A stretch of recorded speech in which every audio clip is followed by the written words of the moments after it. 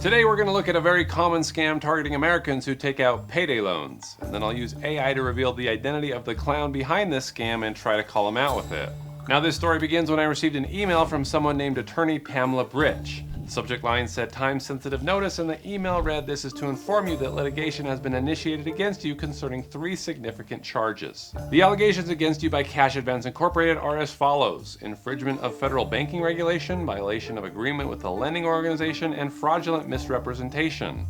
Okay, I have some questions. If litigation has been initiated against me, where's the court name, or the court number, or even the law firm that you represent, Pamela? Why are you emailing me from a Gmail address? That's red flag number 1. Red flag number 2 is Cash Advance Incorporated. Why can't I find anything about this company? Pamela gets around this by pretending it's the parent company to many legitimate payday loan lenders like CashNet USA, Ace Cash Express, Check and Go, Advance America, etc. Pamela is just hoping that I'm one of the 12 million Americans who take out payday loans every year from one of these companies. And surely there are going to be many borrowers who are late on these loans who are going to get freaked out when they see an email like this that says your social security number will be blacklisted or render you ineligible for future government benefits. My guess is Pamela is sending these to tens of thousands of random people, and she only needs one person to bite for it to be worth her time. So if you get an email like this, you should probably just ignore it and report it. Or you could do what I think we've always wanted to secretly do and have some fun with them. I responded and I said, "Hi, can you help me understand this and how to settle it?" She wrote back and said, "Hello, Benjamin. As you are willing to explore a resolution beyond formal legal channels, there are 2 settlement options available to address this matter. Number 1, if you are considering a one-time settlement, the amount is $1,659.57. Number 2, if you opt for a weekly or bi-weekly payment plan, each will be $467.33 until your loan is fully paid off, which is $3,257.69. Well, I'd better get this debt taken care of, shouldn't I? And since I'm apparently the type of person who takes out payday loans, I better do option 2 and pay in installments. Can I please take a number 2? Pamela says, "Hello, Benjamin. Hope you are doing well. Kindly review the agreement provided below and respond accordingly.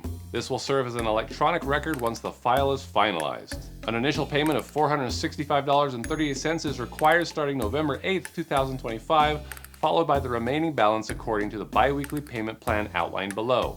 Then she provides me with a link where I can enter my credit card details. Yeah, this definitely looks like an official payment website. And when I go to the main domain for this site, this is all I get. This is the final red flag. No company information, no terms of service, no trust seals. This is just a dummy site meant to scrape your credit card number if you're not careful. Shut up and take my money! But I want to know what Pamela is going to do with my credit card number. So I go to privacy.com and I create a virtual card number that I can control. I set the limit at $1, so if she tries to run it for more than that, it'll decline. I then enter it on the site, I hit submit, and then I write Pamela and I say, "Okay, I've submitted." And Pamela doesn't waste any time because I then get a notification that she's trying to run it for $465.38, which I gotta say surprises me a little bit. I thought for sure that she'd try to run it for the full $3,000. Privacy also lets me see the merchant running the card and it says Envision One Core. Okay, who's this? I thought I was paying Cash Advance Incorporated. Either way, Pamela writes back saying, "Hello, Benjamin. Our accounting department tried to process your payment but it declined due to pre-authorization, so kindly authorize it." I guess Envision One Core is their accounting department. Or maybe it's some shell company that she set up with the help of a mule to collect her dirty money. But little does she know it's not an issue of pre-authorization keeping her from running the card. It's because I purposely limited it to $1. But I'll play along with her. I say, "Okay, I need to call them. Do you have a statement showing the debt I owe?" She says, "You just need to authorize the payment as we don't have the access of your statement due to the security protocol and the safety of our customers." I ask, "What is the debt for?" "It's all about your loan, and we have already shared all the information with you." "No, actually you haven't, Pam. You made up some excuse about security protocol." I ask, "Okay, do you have a number that I can call to maybe discuss alternative payment options?"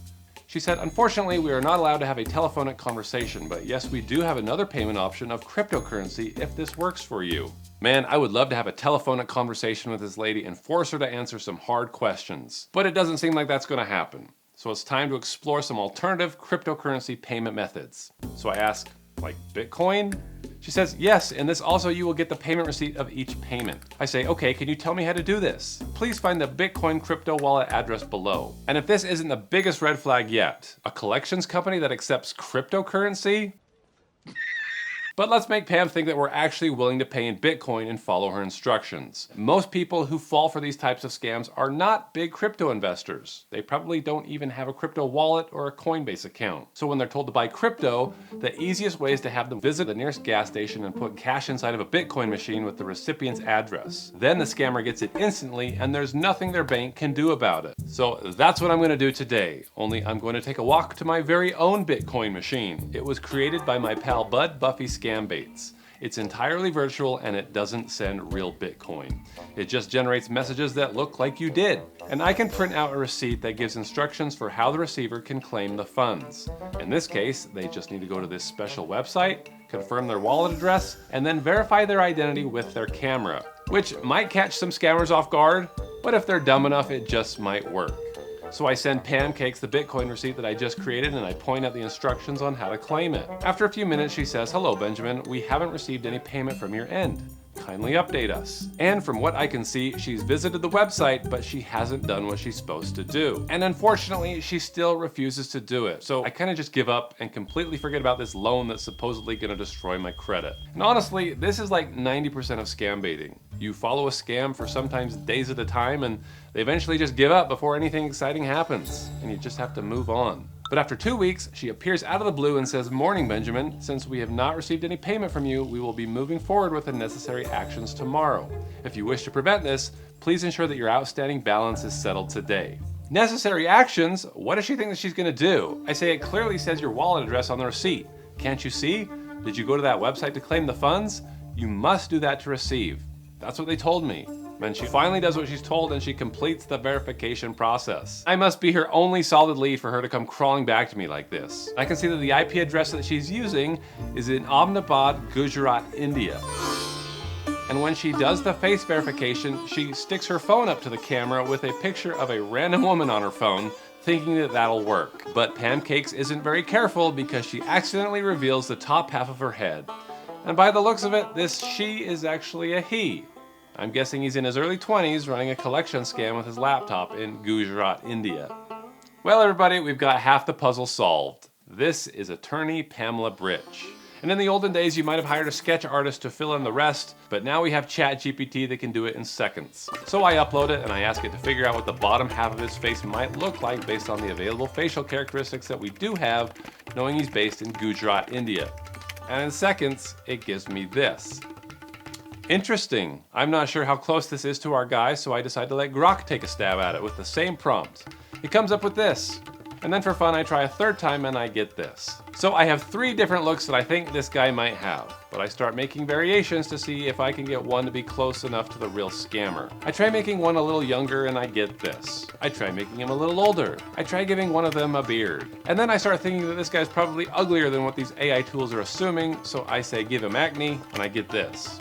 This one was probably a bit much. I say make him overweight and give him an ugly zit on his nose. Finally, I think that maybe I've got at least one picture in here that might look close enough to the real Pamela, and I want to see if I can call him out with it. Pamela says I bought the Bitcoin but didn't send it, so I finally agree to use Coinbase to do it. But I tell her that it's asking for an image-based CAPTCHA to complete the transaction. So here's where I make a fake CAPTCHA with all of my pictures.